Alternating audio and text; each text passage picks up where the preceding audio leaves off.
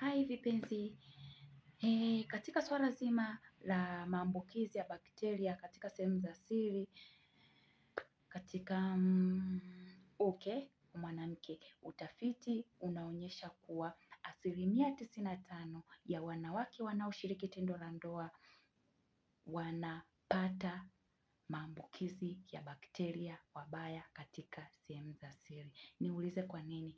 Mwanamke kama mwanamke unatakiwa ujiwekee limiti ya kuseksi na wanaume, na pia unatakiwa uwe na limiti ya wanaume unaokutana nao.